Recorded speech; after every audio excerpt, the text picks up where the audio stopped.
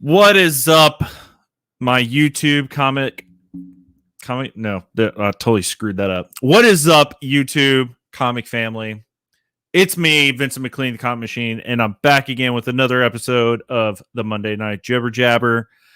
And tonight we are going to be talking 2021 goals, and that includes like keys we want to get, grails we want to get, and also like YouTube stuff and content and stuff that we want to do. Because I feel like there's not a whole lot of talk about that within the comic community. Like everybody that makes a content, it's kind of like on the back burner. Obviously, like we're all comic content creators, so we are talking comics like all the time and every time and all that kind of stuff. And we kind of forget that we're doing this through YouTube. So you have to like do YouTube stuff, and you have to have get ups, and you have to have equipment, and you have to do all this other kind of shit. So I thought it'd be kind of nice to kind of like go over that and talk about stuff and do stuff and things.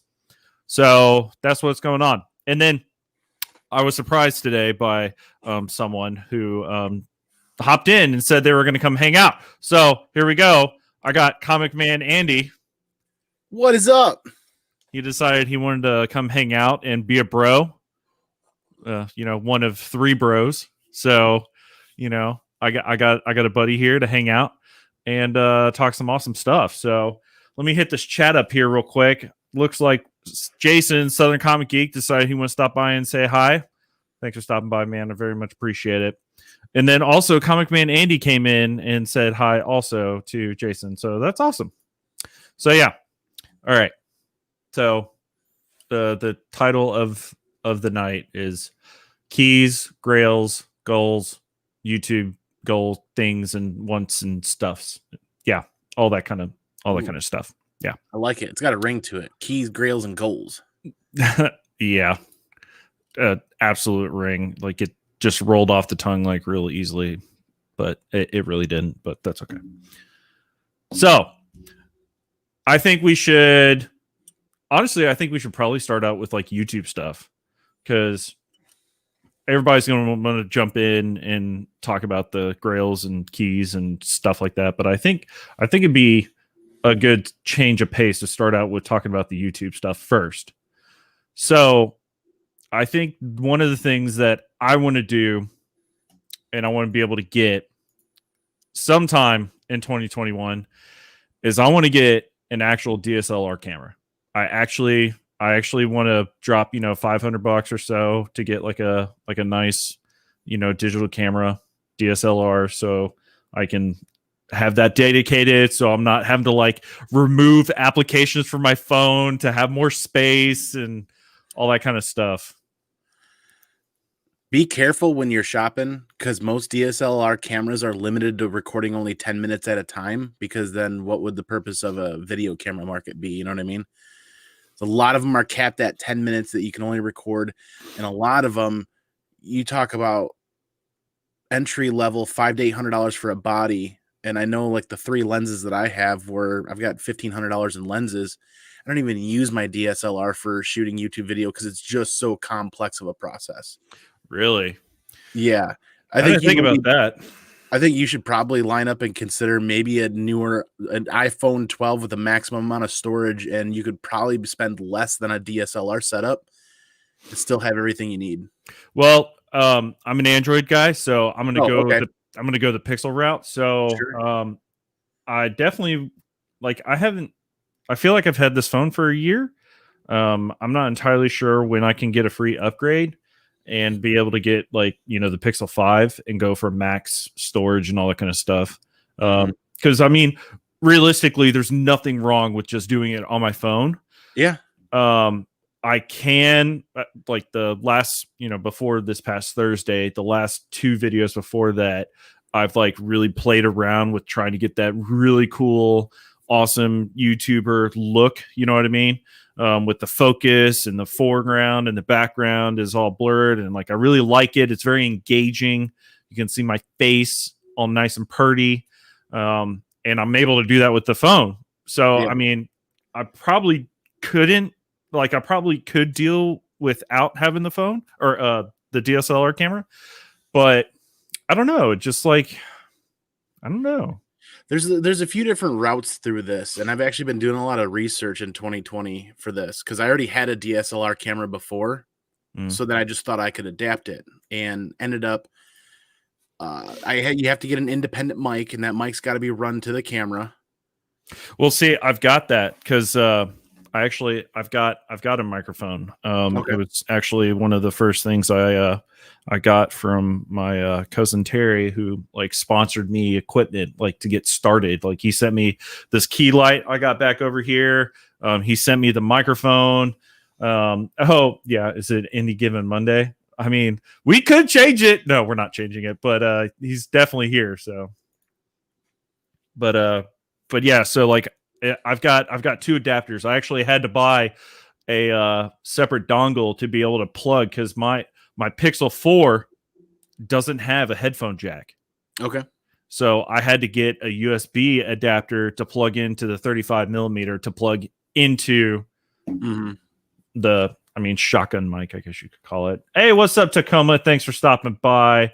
Yeah, it's a different Monday. So there's the DSLR route that you see a lot of people use, and like a lot of professional YouTube channels have ways of utilizing cameras like that with capture cards and everything. Then there's the route of buying a high-end video camera and wiring that to a capture card in your PC or to your PC, an inline capture card or an onboard capture card with the motherboard. That still can be pricey because of, video camera, decent quality is gonna be $300, $400, $500. Then there's an app out there that might be useful for you, is called Epoch Cam. Epoch Cam is an app for $8, and I found this on a YouTube channel. A guy is a professional streamer and shares this stuff. It doesn't work for mine. It's EPOCCAM Pro. It doesn't work for mine because when I hook up my phone to my computer, I get a lot of feedback. I actually use Filmic Pro. Okay. That's what I use. Epoch Cam will turn your phone into a live streaming camera, though. A live streaming camera. You can hook it up just like your Longitude that you're using right now. Oh, okay. Interesting. But yeah, I use the Filmic Pro. I paid like $14 or whatever it was to get like whatever, blah blah blah. And I enjoy it. Like I'm still learning a little bit here and there. It's pretty simple though, but I am like it works. Like it really does work. And I feel like my content since actually I'm going to pull this up because I don't remember when I actually started filming. But ever since I really got into it, I feel like all of my videos have just gotten so much better and better and better. With your camera or your phone? Like using the Filmic Pro application and then just like figuring out stuff, trying different things and just like the video quality just gets better and better and better. Okay, so my first where is it? Oh my god, this is gonna be so tragic. What is this? Have you ever actually gone back through and watched like your cringy videos? Yeah. Well, actually, some of my earlier videos I had better success with and better lighting. And I tried use my DSLR a few times, and that worked out. The problem is my DSLR, you can see the thing constantly trying to get in and out of focus. It goes out of focus and it just fights focusing as I move around. But oh my god, yeah, I actually don't mind going through some of my stuff. It's really helpful. Oh my god. They said like you should go back through and watch it and see what you did different and what you changed, and like you watch it and you're like, oh god, it's so cringe. Now what I utilize a lot of times on my channel is simply for convenience, so that I'm not spending an entire day editing or an entire day trying to record.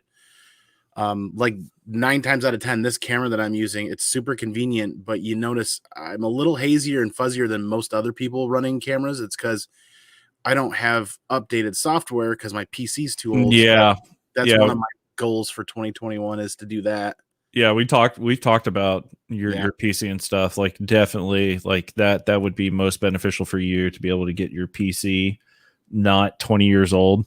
Yeah, well, I'm the type of person, I'm not going to walk into a store and just buy a pre-made PC. I'm going to build one piece by piece. Right. And it's going to be my ultimate gaming and streaming rig. Oh yeah, it's gonna be awesome. Okay, look, Jason, like it sounds difficult, but like there's a lot of brainstorming, and then once you sit down, you're like, okay, I'm gonna figure this out. Then it kind of moves pretty quickly. So, just giving you some food for thought here. Tacoma, I bought my son a capture card for Christmas. Don't really know what it is. So basically, a capture card just takes the signal from your camera and it whirls a magic wand at it, and it compresses or decompresses a certain way so that it can be saved directly to your computer in a file format that's easily thrown into a video editing software suite. That is nice, because literally every single time whenever I film a video, since it's a pixel, so it uploads it to my Google Photos, and so it automatically backs it up. So it takes a little while for it to get backed up, and then once it get backed up, then it takes like 3 seconds for me to download it off of the Google Photos, and then it takes me, I don't know, like 30-45 minutes to edit it.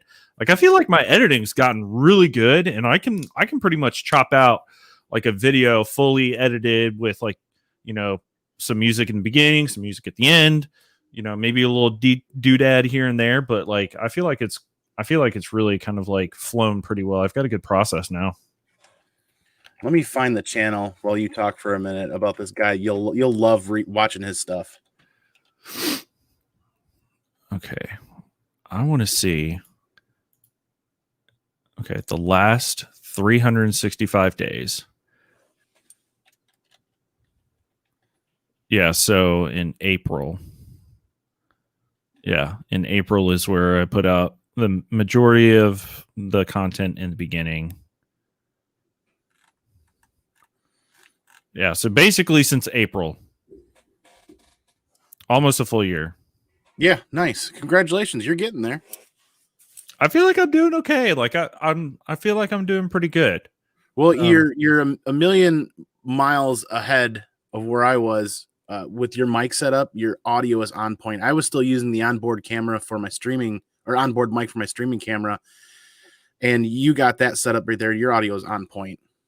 Yeah, and unfortunately, I don't really know or haven't figured out a way to do this audio and then like do a video to be able to get the look I want. So yeah. I think probably most realistically, I think I'm actually going to buy like a good shotgun mic, like a fairly decent one, because the attachment I have on my tripod where I film everything has multiple slide-in slots and like 3mm screws and stuff like that.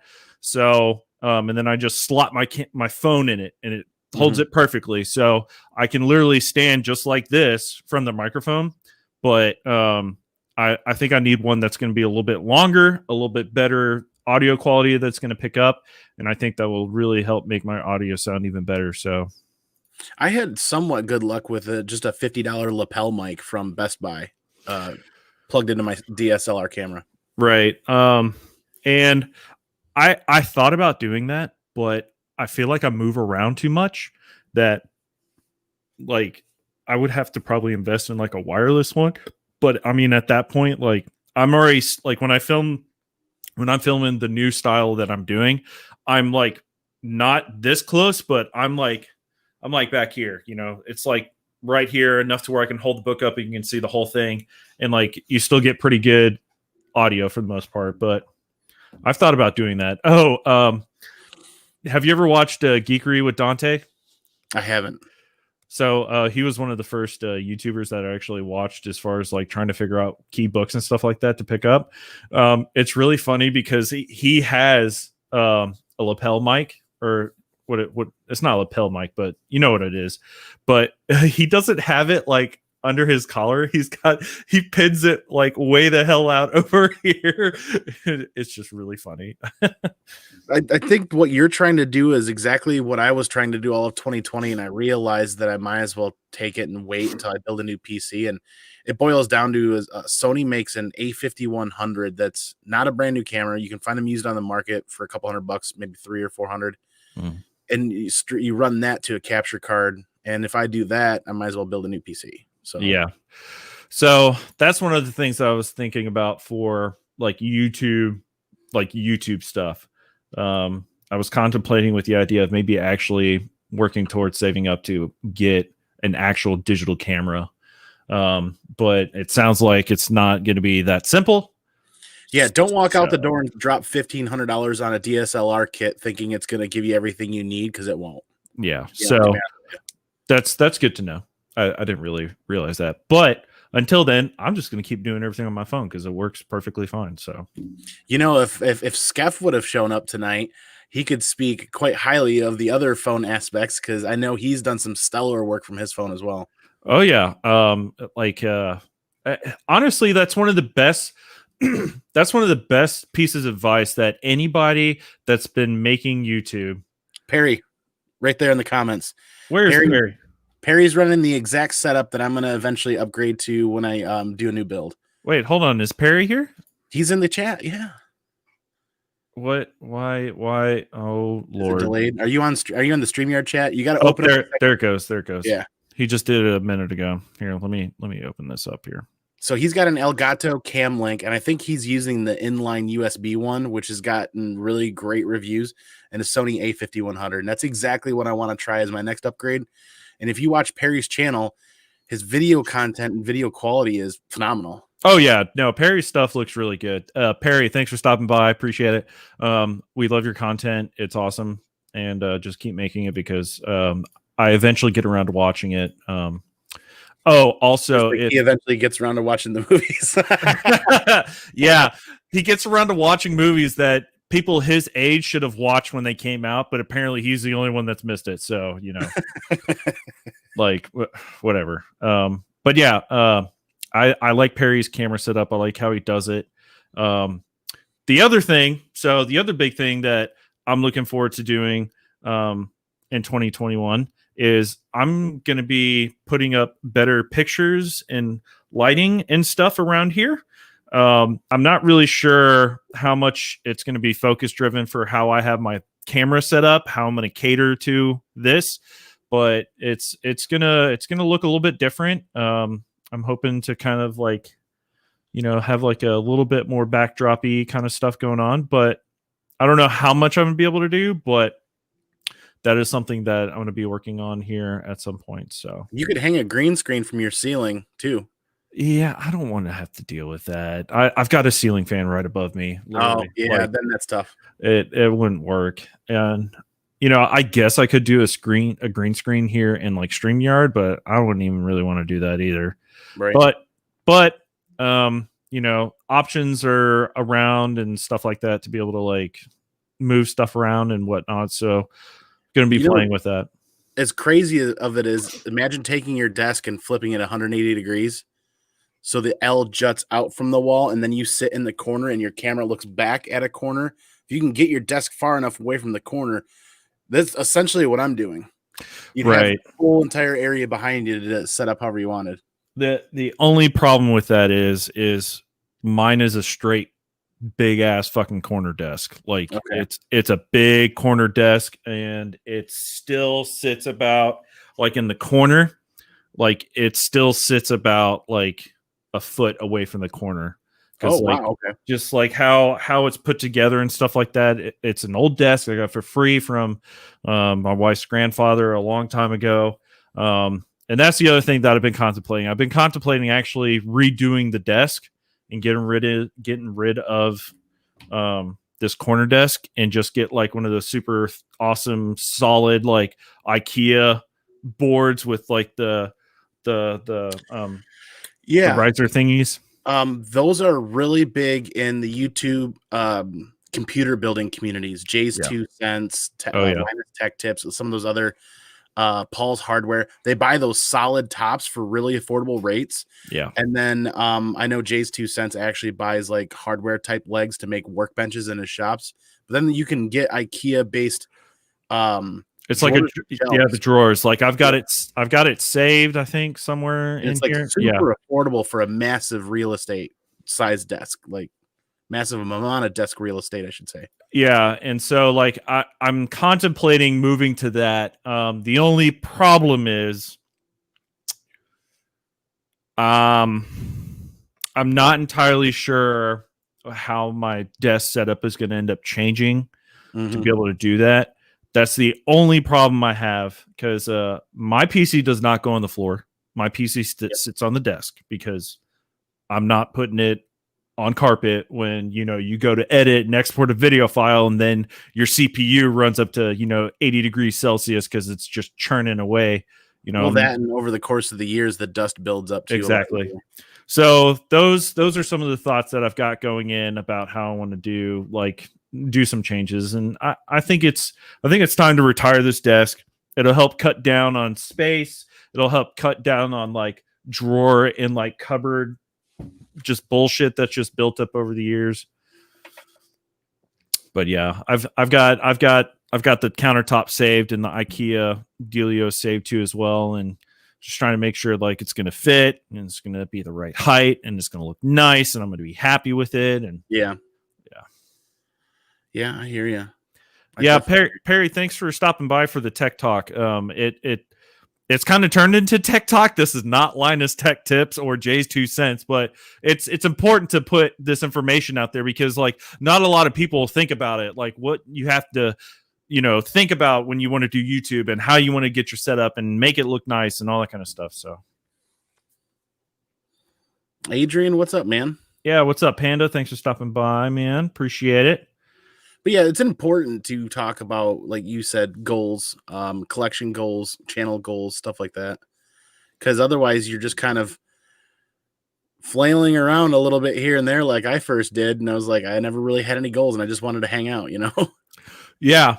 And honestly, like that's kind of what I'm been missing is a little bit of hangout and stuff like that. We're kind of down a guy in the group, unfortunately, and we're here to support him and whatnot, but I miss the hangouts and stuff like that. And Skeff, he says he's like around and available, but he's really not. He's too busy doing whatever he's doing. He's pro level. They'll all be back. They'll be back better than ever. Yeah, definitely. All right, so we kind of got the equipment out the way. We got new setup ideas out the way. Let's see. I think this will be a good segue into key books. So we're going to separate it. We're going to have key books, and then we're going to have Grail books. Key books, Grail books. Okay. So let me pull up my stickies here. All right. So I do not have enough monitors. I need a third monitor coming up in the year. I'm going to mount it on the wall. Okay. So key books. I've got 10 key books that I put together that I want to pick up at some point this year. And I've actually already knocked one of those off the list going into 2021. So let me share the screen here so we can see this. All right. So key book number 1, Alias number 1. Ooh, good pick. First appearance of Jessica Jones in comics. Then, of course, Amazing Spider-Man 252, the first black suit, and Spider-Man AF-15 homage. Third book, Astonishing Tales 25, first appearance of Deathlock. Now, honestly, I just want that because it's a cool looking cover. Like, it's a cool ass looking cover. And my shop did one of those Facebook sales back in the day whenever COVID was really going around, and they had a copy of that and they were selling it for like $125. It was a pretty decent looking copy, but I didn't have $125 to drop, so I had to pass on it. Mm-hmm. Avengers 196. I feel like now might be the time to try and pick that up, because it doesn't seem like the Black Widow movie is getting super hype. You know what I mean? Yeah. And unfortunately, Taskmaster doesn't look anything like Taskmaster, even though they're going to probably like try to make him like Taskmaster. Like that's what they've pitched the idea for. Mm-hmm. But I feel like that might be a good time to try to pick that up. Indiana Jones #1. I feel like that's going to be pretty easy. Yeah. You know? Pretty easy pickup. First appearance in comics, and you know, it's just a classic looking cover. Marvel Spotlight 28, the first solo series for Moon Knight. I've got the #1. I do not have Werewolf by Night 32 because that book is stupid expensive. Mm-hmm. So I think trying to get the first solo series would be a good idea. Marvel Superhero Secret Wars #8, Origin of the Black Suit. Now, I'm kind of thinking I might try to get this in a lot, like with the whole run, because it might end up being cheaper. However, my comic shop I like to go to pick up back issue bins at Titan Comics, when I went in there 2 Fridays ago with Jason Southern Comic Geek, he had like 3 or 4 copies in there, like pretty good grade, right around the 80 to $110 range or so. So I feel like that's not going to be like a really hard book for me to find and be able to hopefully get a good price for it based on the grade. Right. So that one's like, I feel like that one's fairly out there. So like whenever I have the cash to be able to drop for it, it shouldn't be too difficult to track down. I want Sandman #4. So first appearance of Death, right? No. 4 is the first appearance of Lucifer Morningstar. That's right. 8 is Death. I've already got #1, and I've already got #8. All I want is #4. And then this book right here, Supernatural Thrillers #5. I actually have this shipping to me currently. I found a really good deal. I'm getting the 3rd one. I think it's the first Worm. And then I'm getting the first appearance of the Living Mummy in comic books. Nice. Now, it's kind of crazy because the whole Supernatural Thrillers run, like those key books in there, like they're the first appearance of those characters, like the Headless Horseman, the Invisible Man, the Living Mummy, Dr. Jekyll, Mr. Hyde. Like they're the first appearances in comics in that Bronze Age run.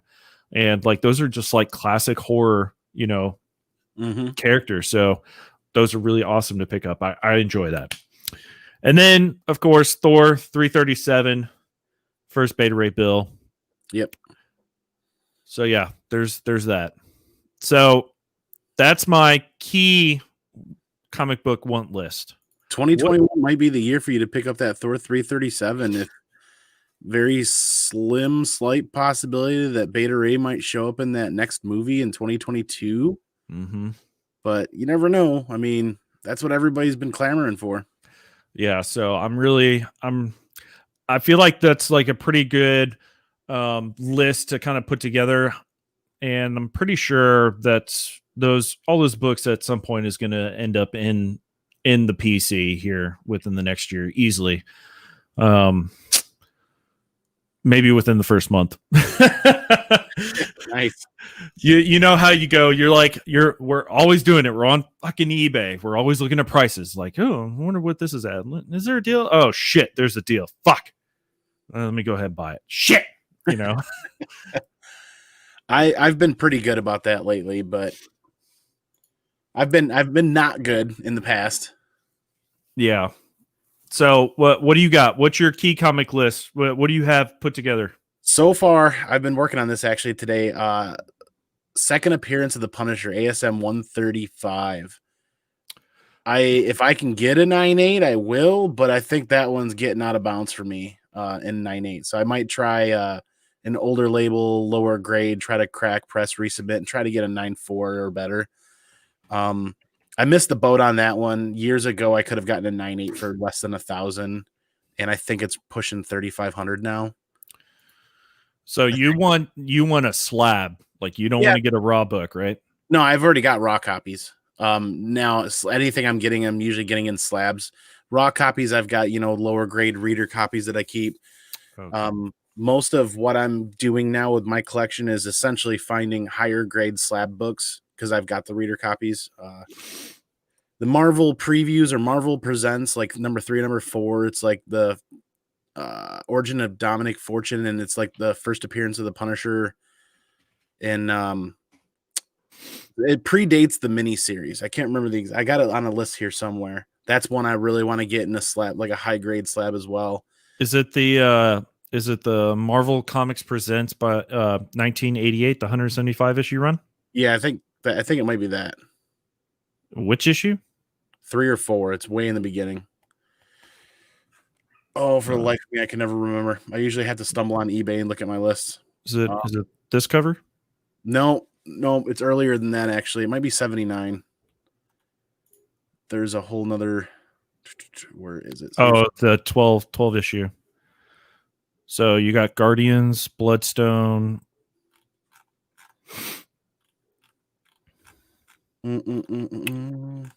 Yeah, besides number 1 and number 2, it's all about Guardians of the Galaxy, starting at issue 3 for Marvel Presents for the 1975 run. They usually come up pretty easily on Punisher searches on eBay. When I look them up, it'll just take me a second to remember the title. It's one that I've passed up for year after year after year, and I just keep waiting and keep pushing off. And now it's finally gotten to the point where it's more expensive than what I want to pay. But I'm at the point where it's a book that hasn't necessarily seen any major drops in pricing. It just is a very slow, subtle climb. Oh, thank you, eBay, for not finding it for me now.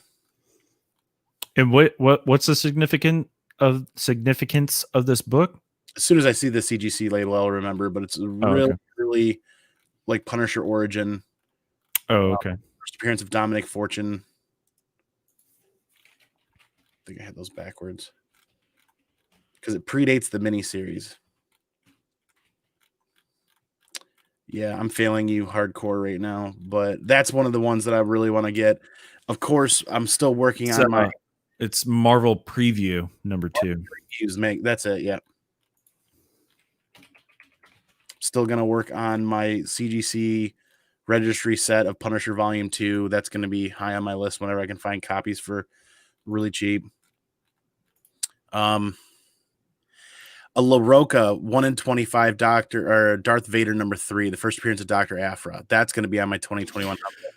You know what? I wouldn't mind trying to pick up a copy of Darth Vader number 3. I've already got Darth Vader number 1 cover A first print, which is just Darth Vader on the front with his lightsaber all out and stuff. Like I feel like the hype has really come down on that number 3 issue, so I bet I could find like a pretty decent copy of that for not over the top. I think the hype is coming back up now because CGC 9.8 slabs have been finishing on eBay for just under $400, like $330 to $400 now.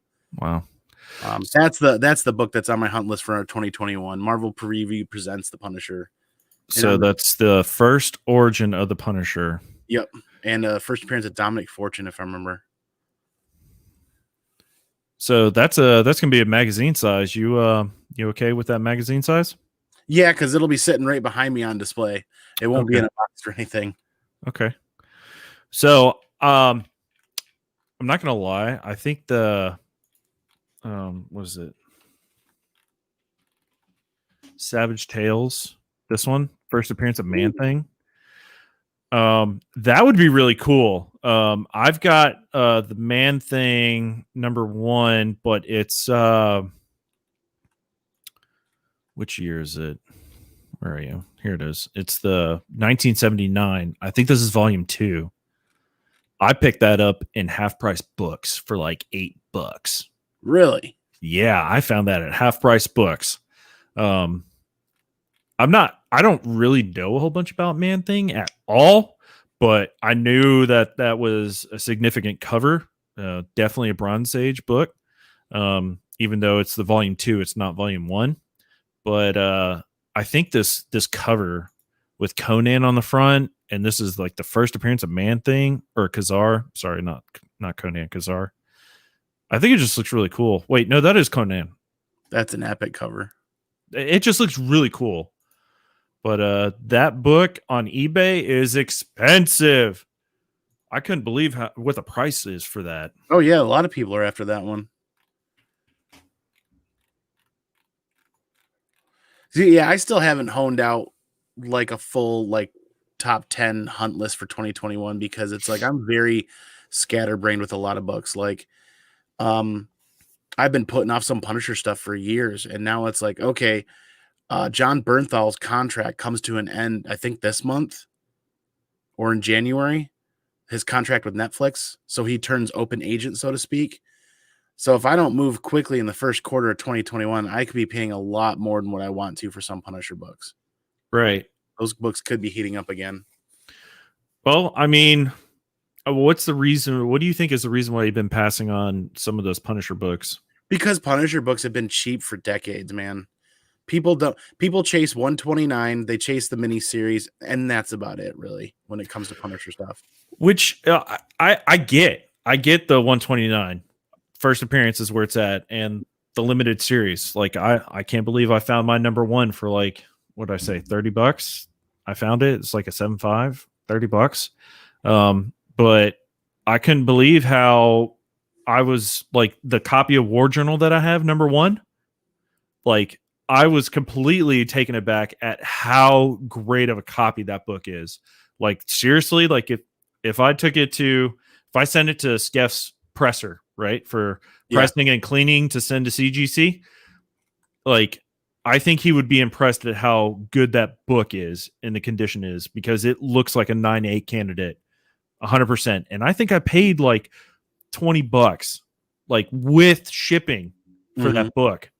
So, you know, I know you're trying to get like, is it run fillers or is it like obscure like miniseries runs or something that you've been putting off of? Well, it's volume 2. Okay. That whole run, I've been working on 9.8s for that, for the registry set for a decade or more, because 10 years ago I could find 9.8 slabs for $20, $30, $40 on eBay. So it was like, I get paid, I bought a slab, and I was just doing that for a long time. And then what happened is I filled in all the cheap books. Then I get into the later print stuff, and I worked really hard to get the later print stuff done because the print runs were so low. Those books were $100, $200, $300, because now you're running into 4 or 5 9/8 on the census total. Wow. Whereas So 10 copies are a lot more. So you're going for all 104 issues at 9.8. Yeah. That is daunting. I'm almost 60%. I'm 64% of the way there, actually, I think. So you have like one box.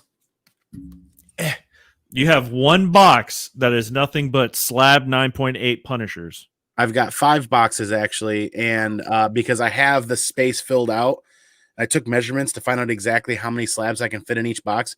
And I pre-created all the boxes with the tags and the titles on the outside, so that anytime I buy one and it comes in, it's already got a home. All I have to do is open the top and put it where it belongs. Wow. That is a daunting, and that is quite a bucket list for comics. I may never get there, but it's one of those challenges that just kind of sits there, and you know, you don't stress out over it, you don't wig out over it. It's just kind of like, oh, hey, look, a book popped up. I need it and I can afford it. Let's go. So I feel like, and this is not me trying to tell you how you feel or look at it, but I feel like that probably more fits in like the Grail category. Like finishing that run, all 9.8s is more of like a Grail category than like a key comic book like wish list. True. Yeah, it's not, the whole series would be completing that would be a Grail. Yeah, I get that. So with that being said, though, yeah, the Mastodon says you are nothing if not meticulous. Yeah. So yeah, that would be on the Grail list. I mean, other keys, it's Punisher keys. I want to round out those Punisher keys. First appearance Star Wars stuff. There's a couple that I want to do, but I missed the boat on a lot of stuff. So now I'm waiting for that cycle. We're seeing some peaks, and I'm going to look for some low valleys over the next 5 to 10 years, and hopefully pick up some stuff a lot cheaper than what it is right now. Oh yeah, I'm all caught up on the Mandalorian season 2. That finale was fucking awesome. Like, holy shit! There was that Darth Vader homage when he came out the elevator and just went ham. Like, oh, that was amazing. Yeah, that was absolutely amazing. But yeah, there's definitely some of those Star Wars books. If anything, I've actually got on my list of Star Wars books on my Go Collect wish list. I actually I have some of those, key, like the Boba Fett and the 68 or whatever. But I actually put the ones on there that are more like the movie adaptation reference kind of dealios. Mm-hmm. Those are actually the ones that I have on there. I've already got the number 1, so I don't have to worry about that mess. But I've got number 2, 3, 4, 5, 6. 2, 3, 4, 5, and 6. And then it goes 39, 40, 41. And then 43 and 44. Those, and then the last one, 107, before it switches back over. So those are the Star Wars ones that I'm hunting. I might end up taking Star Wars: The Clone Wars #1 off of my wish list because I feel like that's just going to be too far out of my price range unless I just happen to find it laying around. I would leave it on your list and even just shop and watch for that downward trend to hit before her show releases. Like I'm not going to be spending like for me to spend over $100 on a key book. For me, it feels like most of the time there's got to be like a significant sentimental or something about that book that actually really makes me comfortable spending over $100 for a book. And that Star Wars Clone Wars #1, that's gonna be expensive. Yeah it's not cheap, and I don't think that book is ever gonna be. Man, I don't know. I'm gonna see it ebb and flow. I know we're gonna see it ebb and flow, but I don't think it'll ever be cheap. No, because the raw copies I'm seeing on eBay right now is $750, $850, $200 to $900 depending on condition. Yeah, yeah. A 5.0 is being sold for $515. A 5.0. Mm-hmm. It's off of the My Comic Shop eBay store. That's what they got it. 5.0, free shipping, free returns, $515. Wow. I'm glad we wanted one. We plan on raising our family with a lot of Star Wars content. There's a lot coming at us, and we're gonna enjoy it. And we followed Ahsoka Tano, and we followed a lot of the Star Wars stuff over the years. And it doesn't tug at my heartstrings, so to speak, but I'm we're in a position where we need to get one if we're going to do it before it gets too late. And sure enough, we closed on one, and then bam, 6 months later, things were just going crazy. Right. Yeah. I'm glad I got my Star Wars #1 when I got it. I think my dad actually sent it to me. And he sent it way before major announcements and all this other kind of stuff was coming out. It's not a super beat up copy or anything, but it's a decent copy. But yeah, so that's where I'm at as far as Star Wars goes. Nice. What else you got on your key list? Dude, I want to pick up an ASM 50. Dude, I would love to have that book. So I've got a raw copy that's a pence variant, but I don't have a graded copy. And I think I want to find somewhere, I mean, depending on where I'm at in the year and what's happening, somewhere between a 6.0 and an 8.5. Somewhere in that neighborhood. Hey, Mark. What's up, Mark? Thanks for stopping by, brother. ASM 50, first Kingpin, an amazing cover. Hard not to add that to the collection if you can find it. Well, I mean, it's a book that you could find everywhere. That book trades hands constantly. It's just, are you willing to pay the price for the grade or for the the copy that you want? Yeah. You're gonna end up paying for it, and that's the thing. Like, I feel like for me personally, that would fall under my category of a Grail book, just because of the price point that it's going to be at. And unless Amazon gives me, a bonus for just being an employee again, I don't know if I'm going to just have the capital to drop off for that. That would really be a Grail book. That would really be a Grail book. But that is a big Grail book, because like we're both huge Punisher fans, but we're also like huge Daredevil fans. So like I'm sorry, Kingpin is Daredevil's nemesis 100% through and through, not Spider-Man's. That's how I look at it. And because he's always played in that world of Daredevil and Spider-Man, between the two of them, he's shown up a lot in Punisher reads. Right. And so hold on. Mark Spector, you want to hop in on here? Hell yeah. Not like I'm running it, sorry, but yeah. Oh, I'm not much of a key buyer anymore lately. I'm filling parts and areas of my collection, like Saga. That'd be another Grail that I would do. Is I would get my Comic-Con India version submitted to CGC and back. That'd be a Grail. If I can find the 2014 Image First reprint in 9.8, that'd be another Grail to finish off that. In fact, I found a couple more foreign variants of Saga that a good friend put me onto, that I actually have sitting here in boxes waiting for another mail call Monday coming up here soon. And I'm really excited because they're variants I don't think anybody knows about or has stateside right now. I can't even with you on the Saga. Like, I haven't read it. I haven't collected it. I know nothing about it. You should enter my holiday giveaway, and if you win a box, you get a copy of Saga the trade paperback in it. Though, I think. Yeah. All right, so we're gonna bring somebody else in here. All right, what's up, Mark from Mark Spector Comics? What's up, guys? What's up, Vincent? What's up, Andy? How are you guys tonight?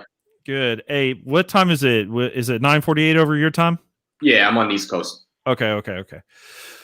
All right. Well, thanks for stopping by, man. It's been a while since we've seen or heard from you. You're over there. What's going on?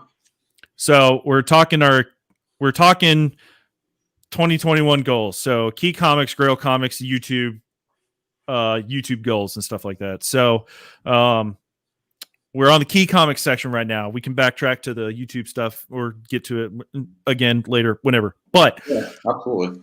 I know I watched you hop on Newbie's live stream like last month or something like that, or like in the past few weeks, and y'all were talking about like Grails and books that you want to do in 2021 goals and stuff. So I know 100% that you're going to try to get Werewolf by Night 32 this year, right? Yeah, it was my 2020 goal book that I was not able to pick up. I got the rest of my goal books for 2020 except for that one, so that's going to roll over for my 2021 list. Okay, so that's your Grail. That's your number one Grail. You're going to go for. That's my personal Grail. All right. So, what other key books, major, minor, significant, classic covers, what other stuff are you kind of looking for that you're going to try to pick up this year? Yeah, so I was on Steve's channel recently, and we talked a little bit about it. We did kind of like our top 5 2021 books that we wanted to get. And I wanted to get some more. I wanted to just like dive a little bit more into the Golden Age. And I wanted to get, so I got right now 2 Alex Schomburg covers in my collection. Mm-hmm. I wanted to get another big artist into my collection. This year, 2020, my big artist Grail that I got was Frank Frazetta cover. So I picked that up. It was a Weird Science Fantasy issue 29. It's a classic Frank Frazetta cover. For 2021, I want to get an LB Cole cover. Nothing specific, on what book. Just want to get a LB Cole cover into the PC. Is this the one you got right here? That one? Yeah, exactly. That's the book I got. I got that.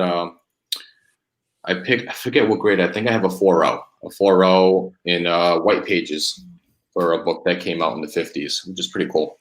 That is cool. I get my notes out. I want to get an LB Cole. I want to get a Submariner Comics #1 from the Silver Age. I want to get one of those. I want to get any Golden Age Submariner Comics from the Timely run.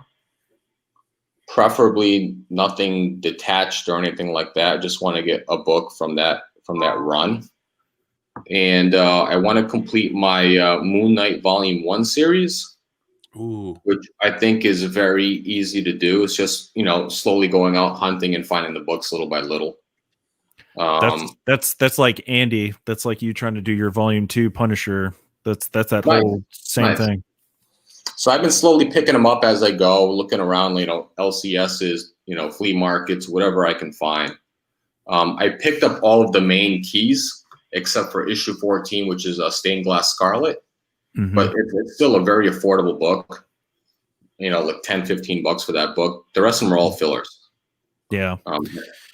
I'm not a run guy. I'm like, if I'm gonna be a run guy, it's gonna be like a mini series, like very small amount. I'm not trying to do like a full Star Wars, 107 issues, or Punisher Volume 2, 107 issues, or Spider-Man Volume 1, 800 issues, or whatever it is. That's just not my forte. I like going for the keys, the minors, the majors, classic covers. Oh, speaking of classic covers.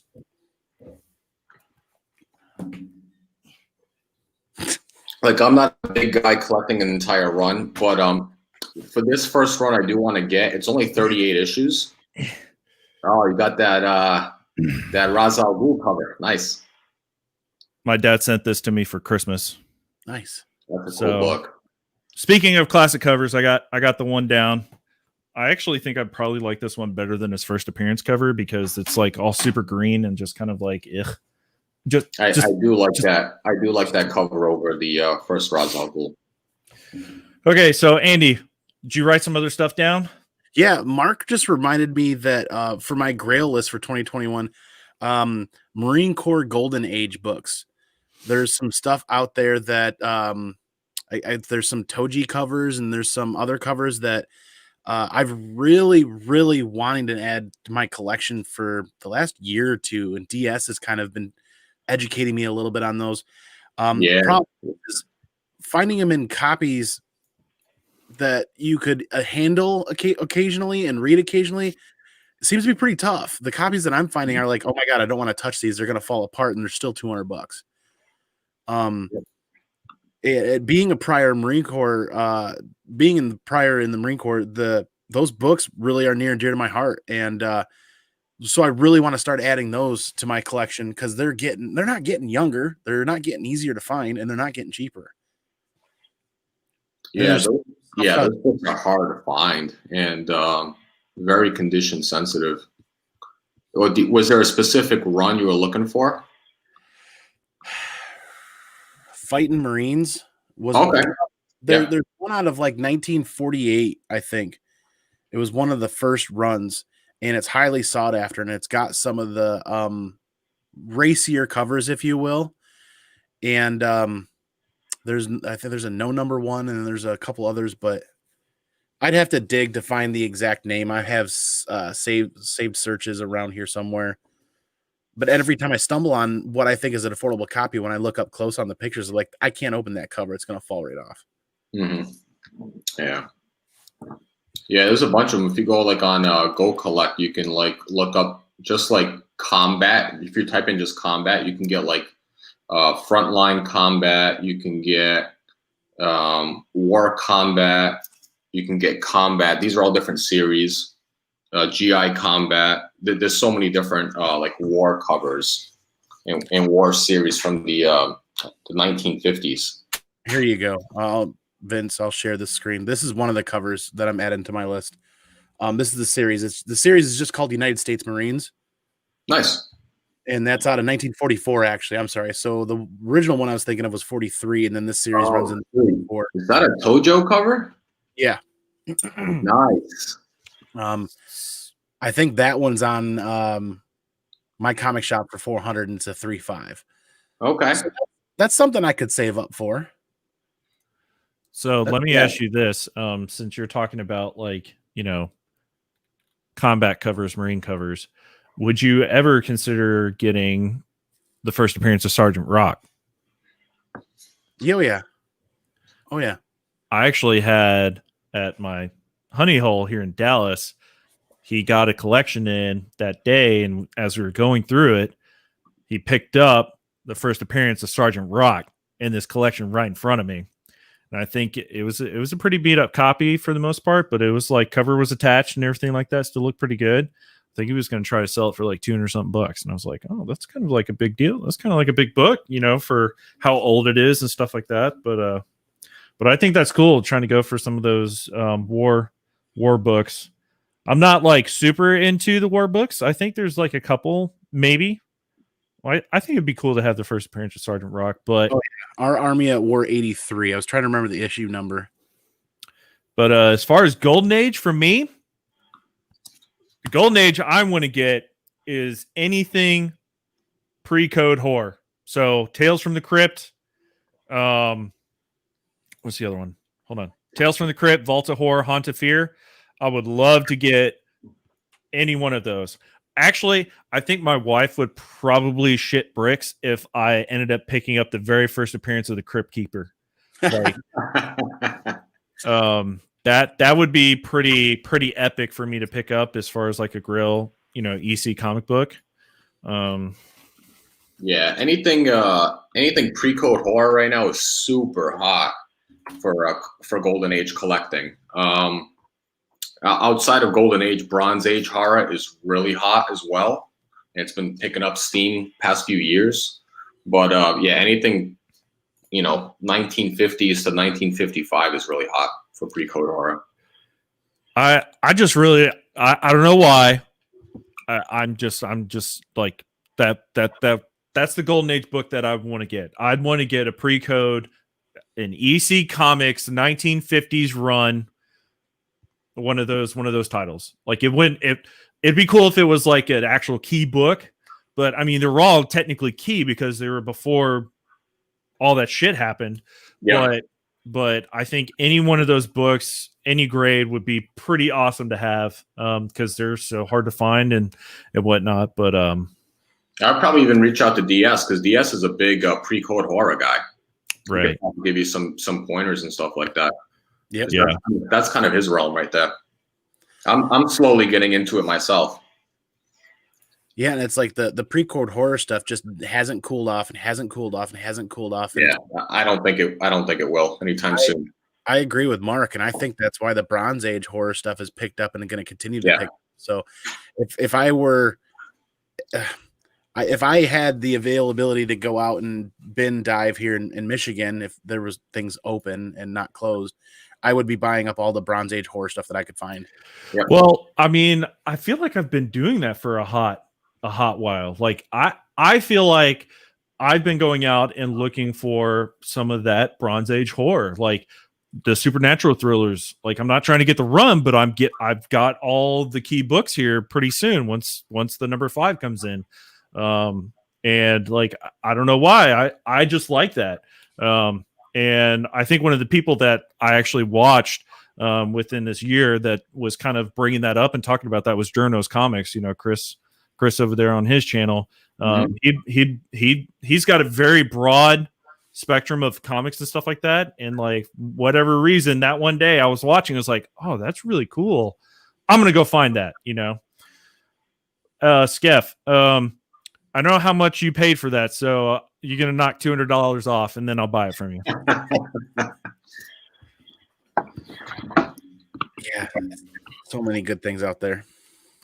All right, so yeah, the list of key comic books list gets more expensive as we continue to talk about it, but that's the benefit of being a comic book collector because you play long term.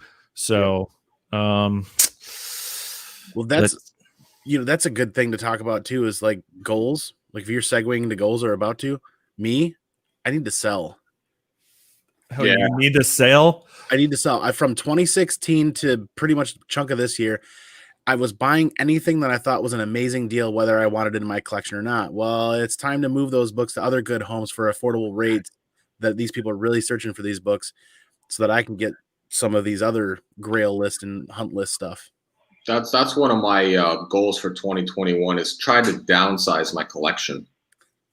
I think I have like, I want to say I'm working on my 5th short box. I have 1 long box and then like probably 40-ish slabs. I want to downsize my collection so I can actually start working towards getting those attainable 2021 goal books, because that list that I'm trying to get is not going to be cheap. Yeah. How many comics do you have, Andy?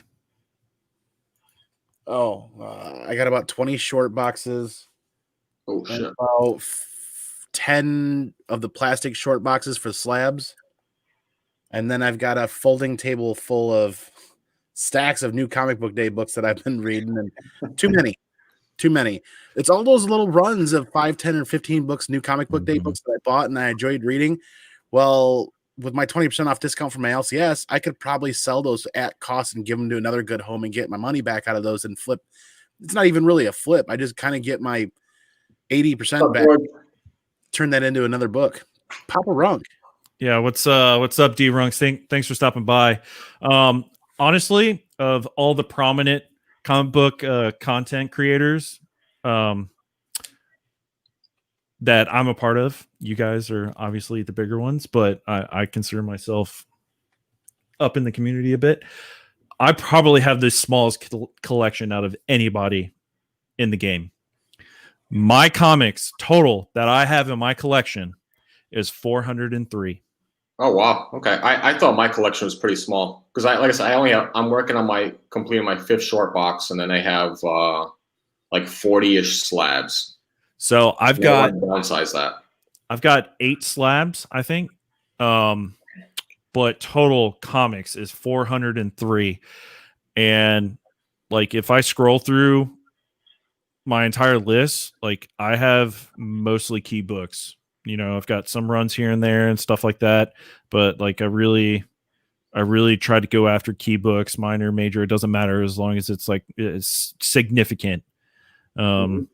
So like for me, like downsizing, like I've gotten to the point now where it's like, okay, I've kind of gotten rid of some of the filler books and stuff like that. Now it's like, all right, emotionally, where am I at on getting rid of this book and getting rid of this book? So yeah. It's like I bought a couple of collections the last couple of years from friends, one of which provided me an entire run of like the 1990s Hawk World and then the Hawkman from DC. Okay. Like, oh, I'm gonna read these one day. Still haven't read them. Right. I might as well box them up and send them to one of those fans of that. And I've got an entire run of the Dungeons and Dragons comic book. Oh, okay. I didn't even know they had a comic book for that. Nope, didn't even know that either. Collection. I'm like, I'm gonna read these one day. Still haven't done it. Yeah, I just want more quality over quantity. You know, I'm not a run guy. You know, there's like there's certain miniseries and stuff like that's as far as I want to go. As far as runs go, I really only have one major run, and that's Donny Cates' Venom, just because like I had it from the beginning, so I've just kind of kept up with it. Yeah, the same way. I got that run. I'm missing like a couple issues here and there, but I got the vast majority of that run. I actually got rid of my Immortal Hulk run. I actually traded that up because like I just wasn't reading it, and it just kept coming like every week or whatever, and I was just like, I need to stop paying for it because I'm not even doing nothing with it. So I traded up for it. And then Once and Future. I think Once and Future and Venom are like the dedicated, like I need this every week. I'm reading it every week.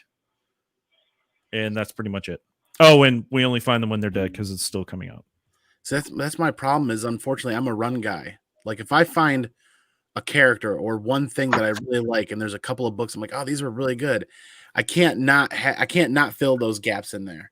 Yeah, but it also sucks for you because not only are you a cover A guy like me, but you're also getting suckered into cover A variant 1, variant B, C, D, E, F, G, first print, second print, third print. I only allow myself to be a completionist on 4 titles at any given time.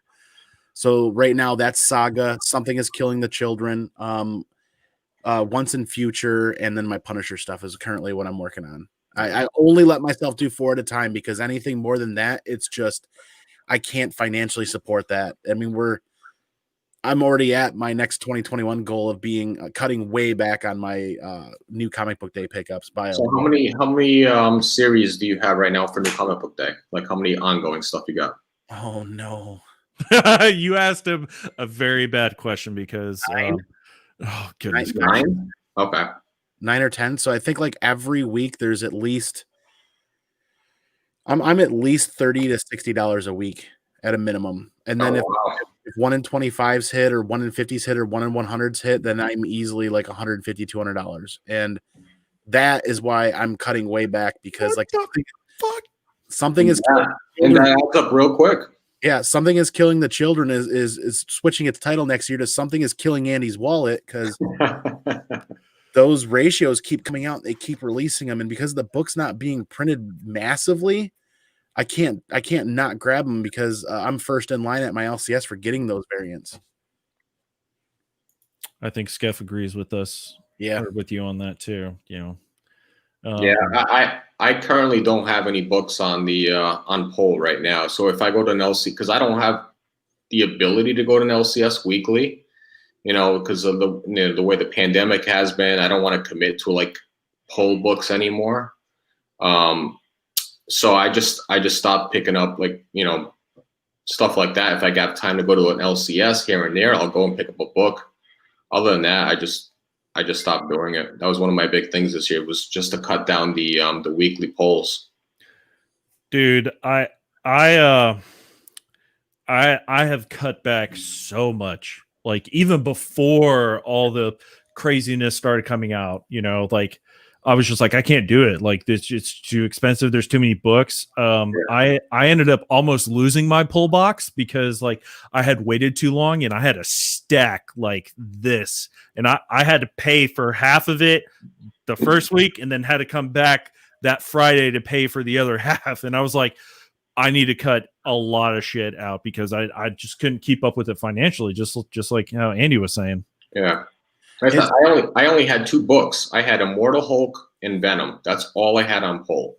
Mm-hmm. And then once the pandemic hit, I started doing traveling for my profession, and I just didn't have the time to commit. So I just dropped it, and then I picked up issues here and there, and then now I haven't picked up an issue since. I'll pick up an issue here and there, a new book that comes out, a new indie here and there that I find interesting, and that's about it. I have more right now, more enjoyment just going to like antique shops, flea markets, used comic book stores, and just picking up books here and there that I can use to potentially flip so I can buy my gold books. I'm with you on that aspect, but where I'm at,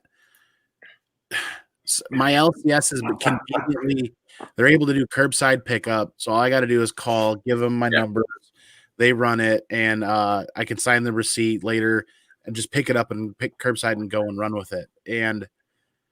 But all of the mom and pop antique stores, all of the other places, you can't really go and hunt. There's no flea markets. There's no large scale anything happening where you can go and do any hunting in Michigan. Oh, you're in Michigan? Yeah, but my LCS can still remain open with, like, they allow 10 people into the store, but most everybody's like, well, my poll is just scan it, throw it in the bag, take my numbers and pay for it, and then hand it to me at the window and gone. So drive through LCS essentially. That's crazy for you guys because I live in Dallas, Texas, so I can pretty much do whatever the fuck I want. Like, Michigan's still being really strict right now. So my LCS, it's a very modern LCS, like with the books and stuff. He doesn't have like super awesome back issue stuff. He's got some things, but like it seems like he's been getting collections and stuff, but he just takes forever to catalog and price it and puts wall books up. You know, he doesn't. He's got one of those bins where he has back issue bins of like Rebirth, but they're not in bags and boards. They're just like raw books. And I'm like, I would love to hunt through this, but I feel like I'm going to tear the top of every single book trying to run through it. Yeah. So that's not the spot I go to for my back issue bins. That's why I go to another shop in Dallas, and he's got like a limit. It's like 10 or 15 people and stuff like that. And I feel fairly safe going hunting to that one particular spot. But yeah, like whenever it was bad, like in February and March, yeah, like I'd go in there, just pick up what I had and then leave, and then just watch his Facebook live shows, at the time when he was doing it. But yeah, like the pull list is like definitely a big thing to consider going into next year, because like I feel like this year of comic books has been really great. It's been really, really good. And even with the pandemic going on, so it would make sense for it to continue to be as good as it's going, and we're going to get bigger, better books, bigger, better titles. And I don't know. I got a good feeling. for 2021 for comic books. I really do. Yeah, like I said, the shop that I had, like I said previously, the 2 pull books I had, Venom and Immortal Hulk. Once the pandemic hit, they just started doing basically curbside, and that kind of like got me depressed a little bit and drawn back from going to that LCS, because I like going there and just going through like the back issue bins, not necessarily back issue, but like new stuff back issue bins, and just picking up books here and there that I wanted to read, fillers, stuff like that. And once the pandemic hit, it kind of went away. And that was basically, you walk inside, this is the book you want your Thor, your Spider-Man, whatever the case was, and he picked it for you and you bought it. And I kind of lost that fun aspect out of it. And that's what kind of like drawn me to like just get rid of my pull list and just go basically to antique shops and old used bookstores and stuff like that, and do some hunting and, get books like this, which now are like hot books, stuff like this for like $2-3 and just use that towards my actual goal books, So yeah, LCSs were like our coffee shops. Exactly. And we can't really do that anymore. You're so in and out. Shops now that basically are doing curbside, service, I'm no longer going there and going basically to other LCSs that kind of let me go in and just go through the back issues, because there are some locally that still allow it. Yeah, definitely. I'm ready. I'm ready for society to be able to go back to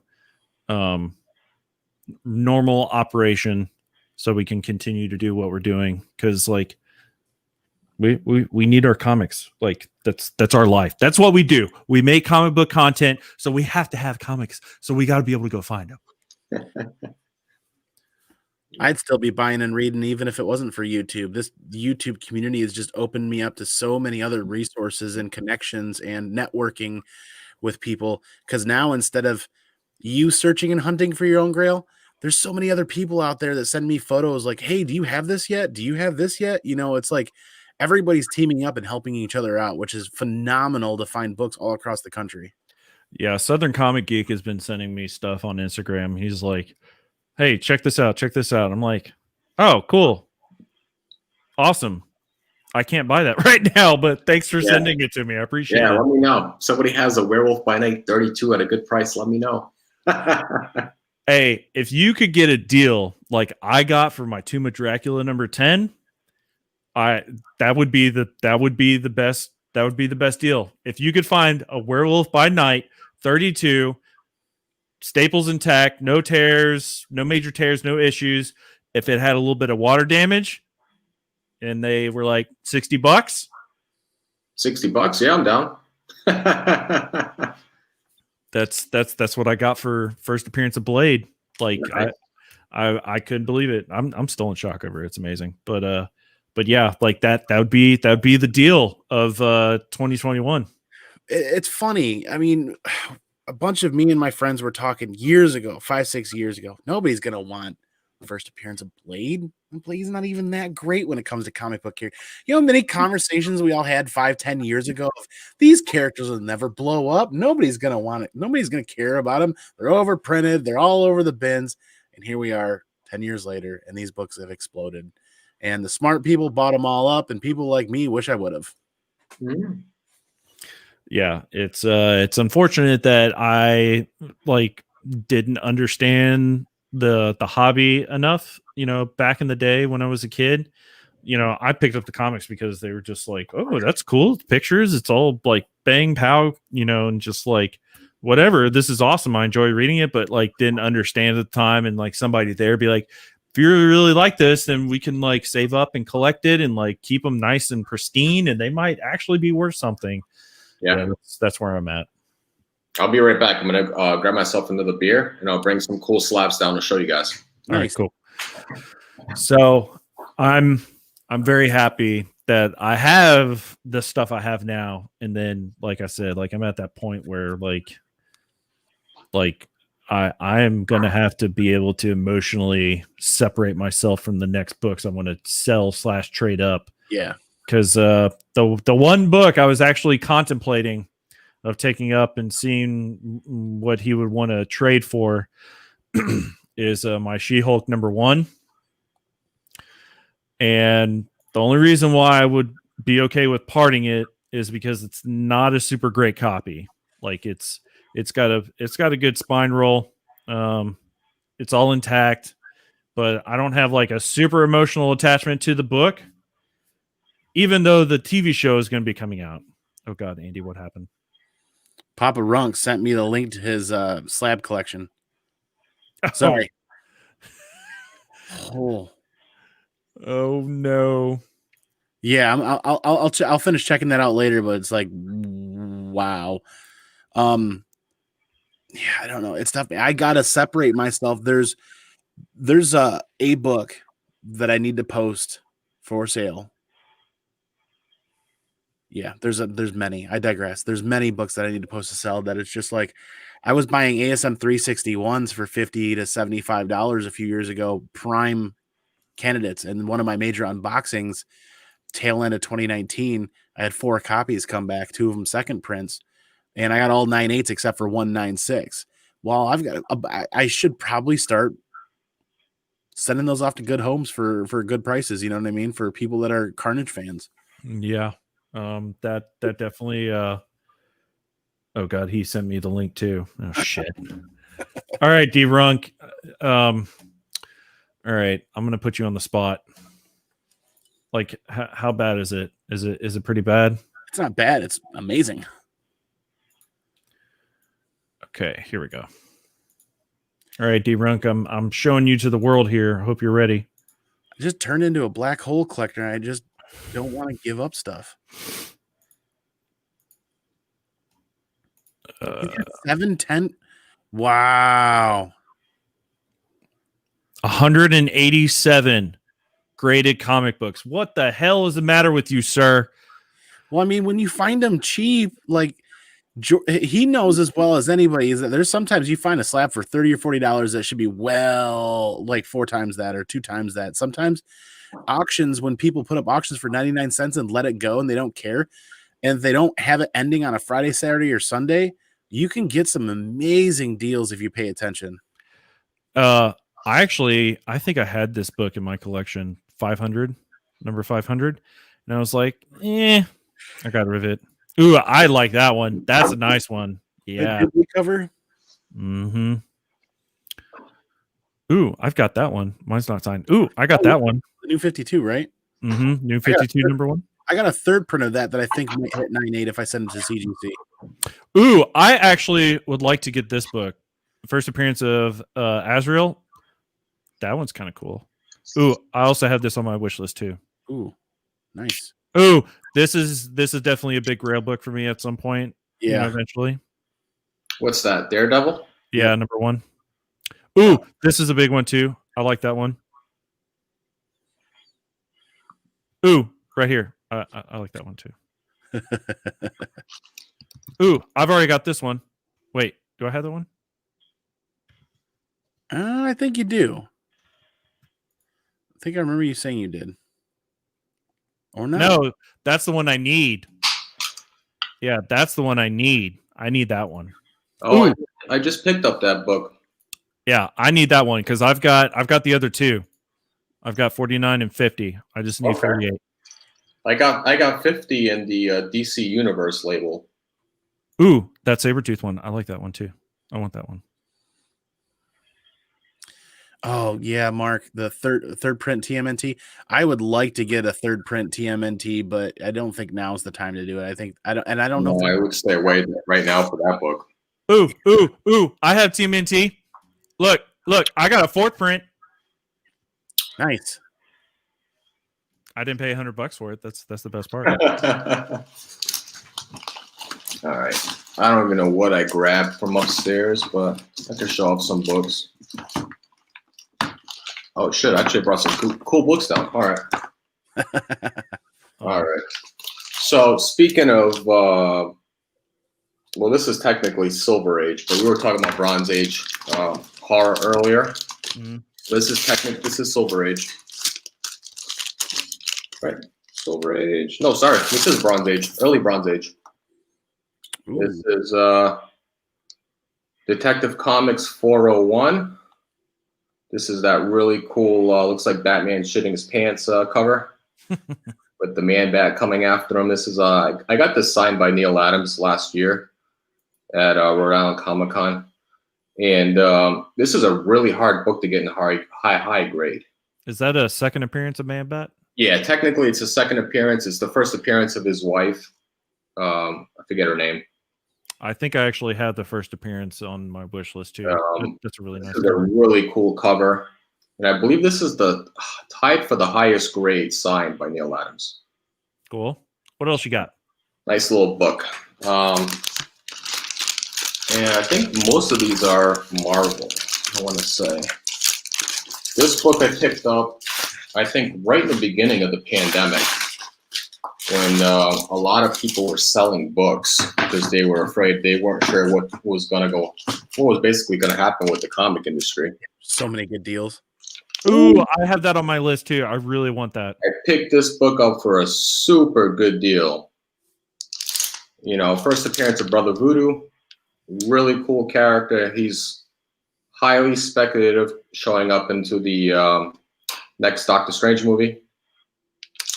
Nice little book to get, and it could probably press into a higher grade, probably a 9.0. Nice little book. If you watched any of my videos previously, I like collecting villain covers, and this is a fun Bronze Age villain for the ASM run. Get this out of the Mylar. Oh, God, my ears. All right. Nice. First appearance of the Mindworm. A little fun little villain. Got this for cheap.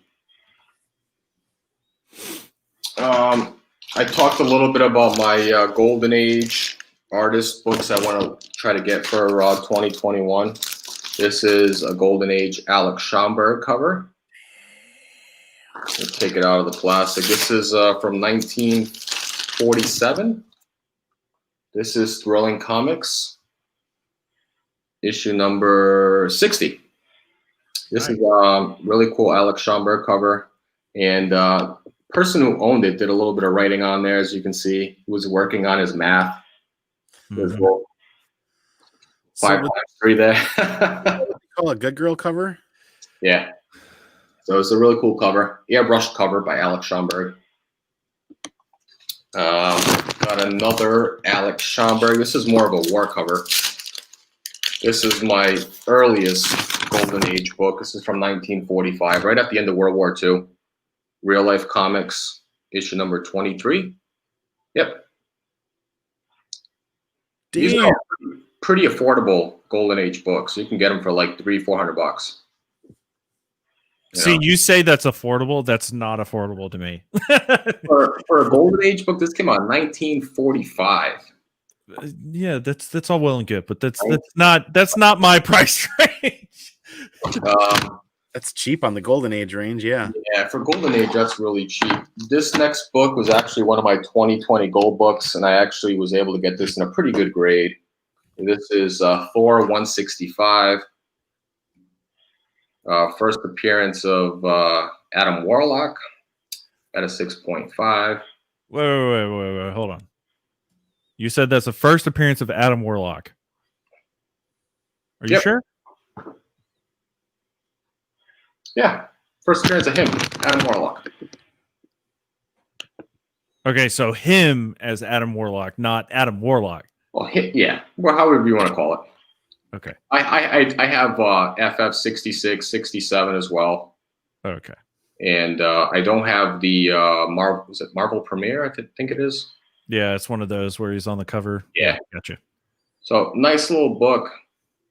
And then my big Silver Age book that I just happen to have with me is my favorite villain from Marvel. Krang. Is Kang the Conqueror. That's actually a really awesome book. That actually came across my my back issue shop, Titan Comics. He had one in there, and I knew like it was pretty beat up. I don't think it was a 6.0. It was probably like 4.3 range, but that was still going to be at least a couple $100, you know, especially with the news that just came out that day. I think when I saw it in a shop, I was like, I'm not even going to try. So yeah, I picked this up 2 years ago before the hype. So I knew the character was coming with the way the Avengers Infinity Wars were going. They were going to go into time travel, and there's no better villain than time travel than Kang the Conqueror. Yeah, so that's awesome. You can see now 2 years later that the character is coming, and this was a nice little book. I was able to get this at a good price. Now these books, this grade is over $1,000. Yeah, so it's picked it up at the right time. That's all I got. It's all about the timing. Mm-hmm. All right. I want to see what D-Runk still has in this collection of his. I want to see if he's got something in here super, super awesome. Is that D-Runk books? Yeah, these are his graded books. He sent his CLZ link. Oh, you got a nice Sabretooth there at an 8.0. Mm-hmm. UF4 9.8. Hell yeah. Oh, he's got the Terminator book that I want to get too. There's it's the first cover by D-Ronk. Help me out. That Terminator book right there. It's the first Alex Ross, is it? No, maybe I'm crazy. Oh, he's got a few Marvel previews now for the Miles Morales. Nice. Look what he's got. That's a big boy book. Oh yeah, at a 4.5. Wow, it's a huge book. Oh, D-Runk, you don't have cover A. Oh, he probably sold it. I gotta send mine out for grading. I have 2 cover A's and a 3rd print. So I've got a couple of those Walking Dead Grail or first key appearances, and my Titan comic shop. I think he had one of these in there. I might pick that up next. Yeah, George, you're gonna sell those Marvel preview Miles Morales books? Those things are like ridiculously hot right now. You can get like a big boy girl with those books. That makes me wonder, Vincent. I should add Walking Dead back to my Grail list to get back that copy that I sold. Yeah, so I've got like where is it? Okay, so I've got number 1, 3, 7, 10, 19, 27, and 53. Whenever I was there 2 Wednesdays ago, he had a couple copies of number 7. I think he had one of number 10, and I think he had one of 53. I really might want to try to get one of those maybe this week. I don't know. We'll see.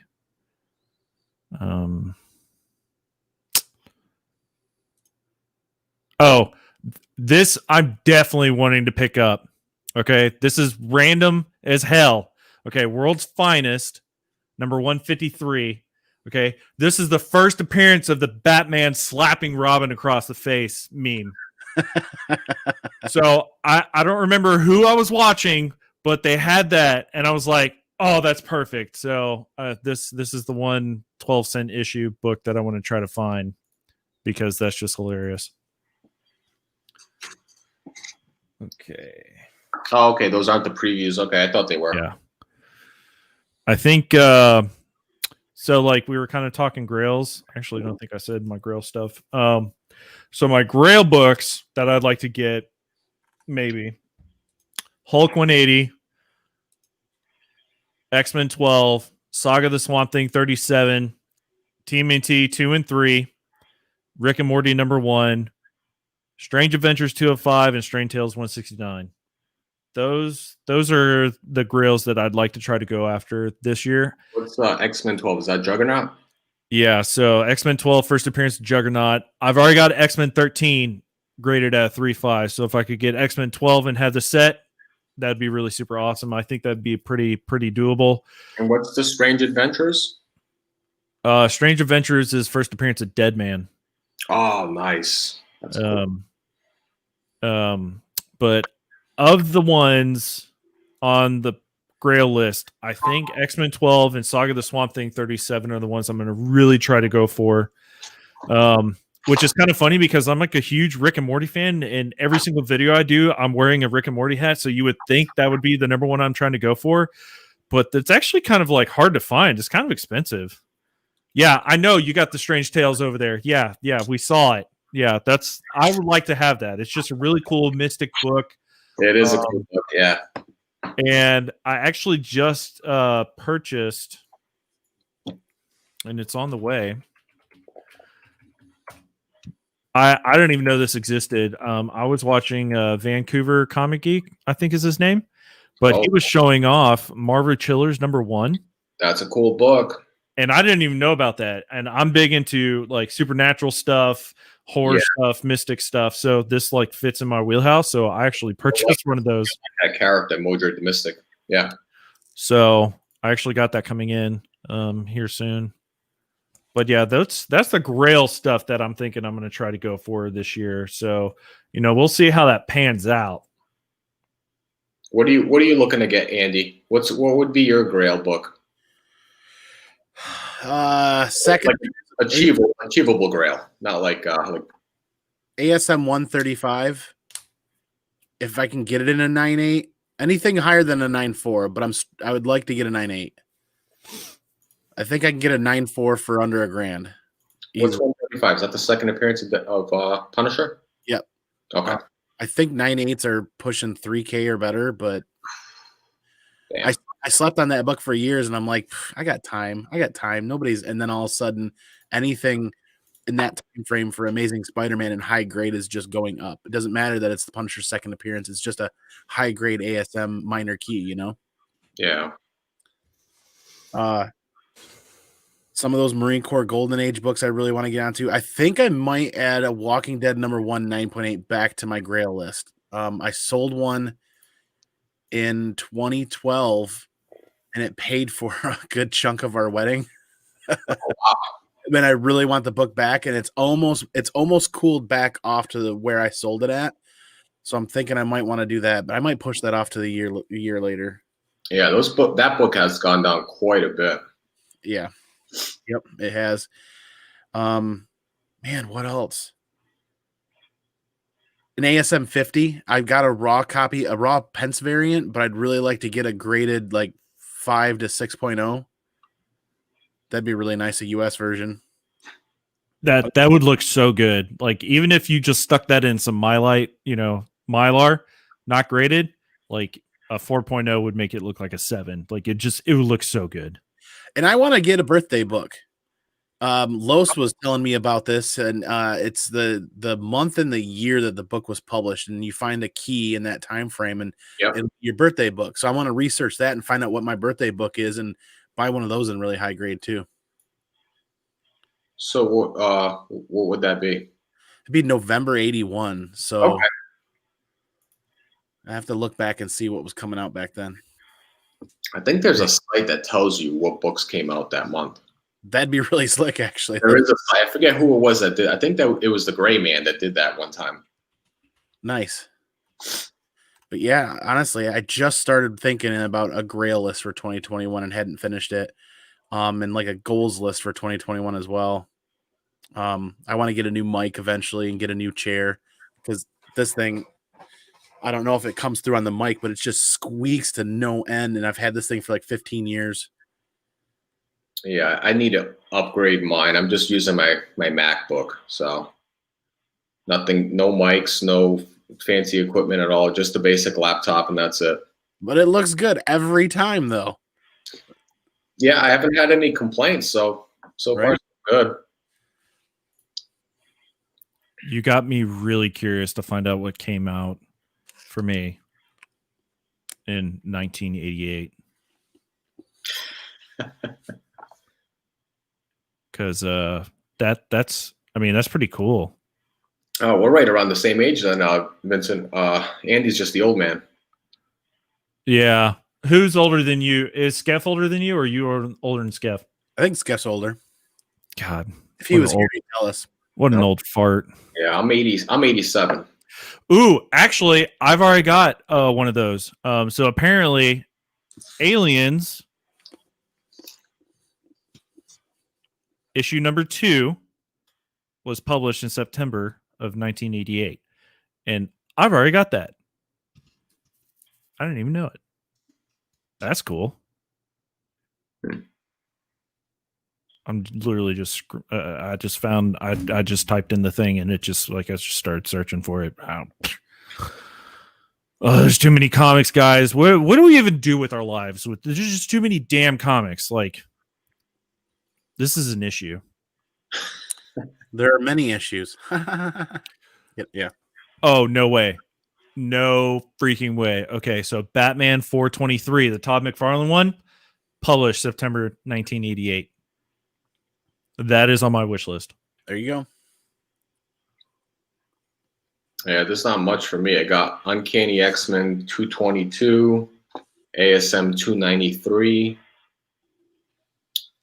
I don't think any of those are key. Web of Spider-Man 31. Spectacular Spider-Man 131. Incredible Hulk 336. Alpha Flight 50. Oh, there you go. Alpha Flight 51. That's the first Jim Lee in Marvel. Nice. I guess that's about it for key books. Man, I've been trying to find that Batman 423, whatever it is. Like, out in the wild, yeah, I could totally go on eBay and buy it, but it's like before I actually just do that, let me go look. Let me see if I can find something. But yeah, oh, that's cool. I'm gonna have to remember that. I didn't even think about that. Get the month and stuff like that. Hey, the birthday book, that's just a really cool idea. Yeah. That's pretty funny because that was the book I was trying to get too, is the first Jim Lee in Marvel. So I might have to just get that book now that it's a birthday book. Hey, Adrian, you're gonna have to Google search it, dude, because there's literally thousands of comics. Like the one website I went to, it had literally like the entire alphabet. You just pick whichever letter for a book that you might be interested in, but like there's just so much. Like there's going to be a lot of research to have to figure that out. You just go on Google and just type in comic books that came out in December of '84. It'll tell you all the books. LegendaryComics.com is the one I stopped on. It looks like it's a store, but he lists stuff by month and year. That was kind of helpful. It's just what he has available, though. Yeah. I'm trying to look for that website that you guys are saying. I just Google searched it, and it showed all the books that came out that month.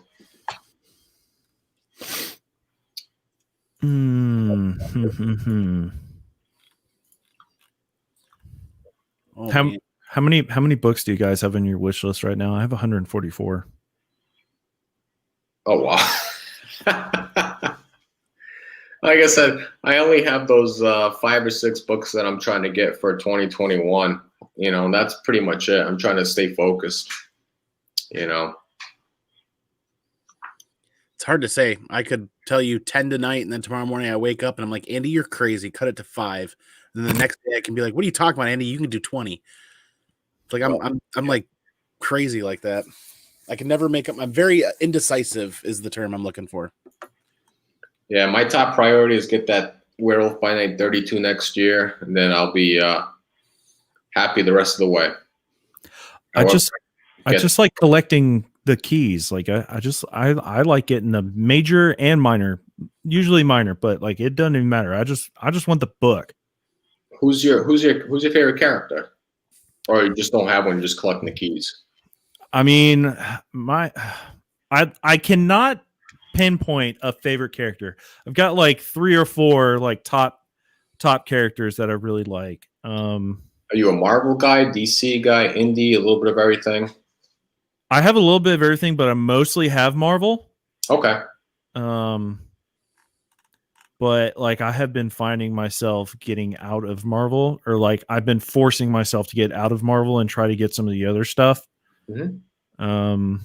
That's kind of where I've been at for quite a while now, actually. The vast majority of mine is Marvel, but I do have DC and I have quite a bit of indies as well. I love indie reads. Yeah. Yeah, my indies is my go-to for like great reads. And then just, like I said, Marvel's the vast majority of my collection. Probably say like 60 to 70% is Marvel. And then DC probably 20%, and then another 20-ish% for indies. But like indies are my great reads. Mm. Yeah, so I have 181 Marvel comics, 84 DC, 72 Image, 20 Boom, 18 Dark Horse, 9 Mirage, 7 IDW. So yeah, I like how it's just precise, right to the number. Well, it's just off the app, man. It's just right there, right? That's awesome. They turned me so sour. I paid for CLZ long ago before they did this upgrade and did this whole platform redo, and they grandfathered me in. But if I wanted to upgrade, they grandfathered me in so that I could still utilize it and still do what I had always done. But if I wanted the upgraded features, I was gonna have to start paying a monthly fee. Yeah, I just do the free. I'm Well, sure. I had already paid for the full app and full usage, and then they did a 180 and said, well, if you want the upgrades that we release from here on out, you got to pay a monthly fee. I already paid you guys for full use of the app, and now you do this to me. So I hung up my hat with CLZ, and I won't touch their stuff ever again. Oh, that's unfortunate, because I find this very, very helpful. Very helpful.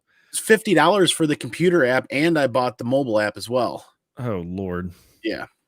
Yeah, I'm just gonna stick with the free, and I'm just gonna roll with it and just be happy with it. My collecting life is so much better now that I don't have to sit down and enter everything too. I just throw them in, I read them and put them in boxes and organize them, and that's it. I used to religiously sit down on apps and catalog everything and grades and prices purchased. I gave up because I was creating so much extra work for myself. If you guys check out my channel weekly, I'm getting stacks of new books. Yeah. That's not even any of the back issues that I buy or any of the stuff that I get in the mail that I don't unbox on the Monday mail calls. Yeah. This is way too much extra work on my end. I don't know. I like the cataloging because like I'm a Virgo, so I'm analytical. So like it doesn't ever bother me. Like I enjoy sitting down and putting shit in bags and boards and then looking at it and then sticking it in my phone app and then scrolling through. Like I enjoy that. So, but yeah, it's 403 comics. I probably have the lowest comic book collection in the entire community, but it's quality. So diehard collectors that are single character collectors. Yeah, there's people out there like that too. I wouldn't mind getting my collection down to 400. So the thing is like the way I went about it, and I'm sure there's probably plenty of people watching later or watching now that don't agree with what I did, but I did go to a shop and I was like, I want to get rid of these comics. What do you want? Which ones do you want? I'm looking to trade. I didn't sell anything. I just traded out. And so he'd take a look and see what I had, and he'd give me a dollar amount. And so, all right, so what, $100 with the trade? All right, so then I went in the back issue bin, and I picked up like a Werewolf by Night, #1, Tomb of Dracula, #1, V for Vendetta, #1. You know, just like I'd pick up some big key books and stuff like that, just naming off the top. You know, that's just what I did to kind of cut back on some of that. Now that I'm at like 403 books now, like the ones that I have left, there's some of those keys. So it's like, okay, do I want to try to actually sell it, you know, ship it out to somebody, you know, like what's that cost going to be, the eBay fees and all that kind of stuff. And it's like, I kind of feel like it's just too much of a hassle. And it's too much of a pain in the ass to get this book to somebody else that's really going to actually enjoy it. At least if I go to a local comic book shop, he's going to put it out there and somebody is going to pick it up for like the price that it should be at, or, relative, enough. So, Yeah. Yeah. I'm on the other side of the realm. Like I don't mind doing that extra legwork and selling it on eBay, waiting a little bit just to getting rid of it versus taking it to like an LCS and then just like buying, whatever, 2, 3, 4 short boxes worth of comics and getting like a few $100 worth of store credit. Yeah. But that obviously that the drawback is waiting, doing all the extra work, buying the supplies, shipping, doing all that, the details and stuff like that. So, that's the drawback to it versus just bringing 5, 6 short boxes to an LCS and selling it. Here's your store credit, Yeah. So there's drawbacks to obviously the choices you make. Yeah. Yeah. Just everybody's different. It just like, I feel better about that because the shop that I go to do that, like I personally feel good about it. I'm giving it back to him. He's giving me a fair shake for what I've got going on in there. That's awesome. Yeah. And then it turns around because like I've been doing this for so long with him that's part of the reason why I was able to get the Tomb of Dracula number 10, because he called me out in the shop and he said, come over. I got something here you're going to be interested in. And I was the first one he talked about it with. And I was just like, all right, cool. So, it just builds that relationship up. Yeah, exactly. So if you have that relationship with the LCS owner, then that works out for you. I know, if I was to go in there and I didn't have that relationship with that guy, I might have not gotten that same feedback from him if I was bringing in that collection and just selling it just like they normally, because the LCSs I go to near me, they get weekly people to go in there and sell their collections, their personal collections from they were kids. They may get like $60 to $100 for it, and then they make a huge profit on it because they'll flip it around and sell them for whatever. Yeah. But when you have that relationship, it works out at the end of the day, because if they're looking for a specific key, they'll hook you up first versus that next person who put it on the wall and sell it for 10 times plus. Right. Yeah. My LCS won't even take collections anymore because they have so much stuff to get through, catalog, and sell that they're still playing catch up. Yeah. And like the LCS I go to that does this, where he's got just literally rows and rows of filing cabinets filled with back issue bins. Like he burns and turns so much. So like he still has back stock and stuff, but like if it's like not filler stuff and it's not taking a shit ton of time to be able to catalog, then he can just burn and turn it, no problem. Yeah. And he's I feel like he's got a fair shake for the stuff that I like to get and whatnot. So all right, boys, I'm gonna head out. It sounds like the little guy just woke up, so I gotta go upstairs and right. So I think we were gonna end it pretty much at this time. We went about 17 minutes over. I usually go about an hour and a half, but that's all good because that's what happens when we start talking comics. Like we just have a good time and we just go on tangents and off the rails, and that's just kind of how it is. So that's why it's called the Monday Night Jibber Jabber, because I'm just going to go on a tangent. I'm going to start ramming hard with some, stuff and things and just saying bad words and bad phrases.